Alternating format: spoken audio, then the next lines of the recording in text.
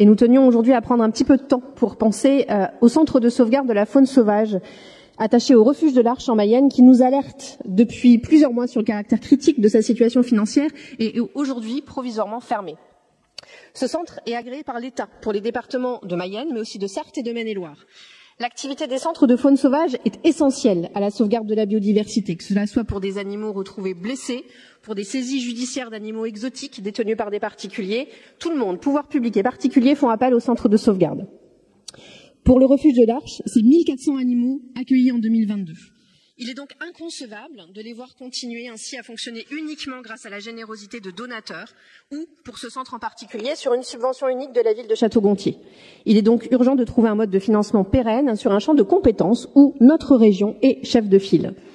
Comme le mentionne la stratégie biodiversité 2024-2030 de la région, chacun des habitants et acteurs ligériens doit prendre sa part dans la protection de la biodiversité. Ce n'est pas seulement l'affaire des spécialistes. Alors que faites-vous sur ce champ de compétences ? Nous vous demandons, Madame la Présidente, de revoir la réponse faite au centre de sauvegarde par les services, qui nous paraît largement insuffisante, de verser une aide au fonctionnement rapide et d'œuvrer avec ce centre afin d'assurer un financement pérenne de ce site d'utilité publique. Merci.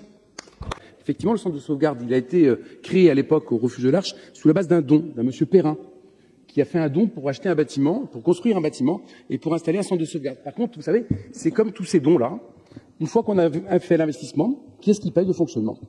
Et l'activité du centre de sauvegarde, elle a pénalisé très fortement les résultats du refuge de l'Arche, ce qui a fait qu'ils ont fermé le centre de sauvegarde parce qu'ils mettaient en péril l'activité de refuge concernant effectivement la faune sauvage. Donc la première priorité aujourd'hui, c'est effectivement le rétablissement des comptes de la structure.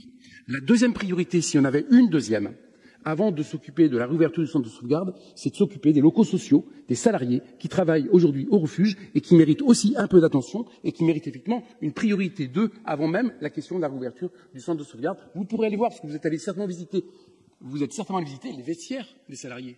Peut-être pas. Ce serait bien à faire.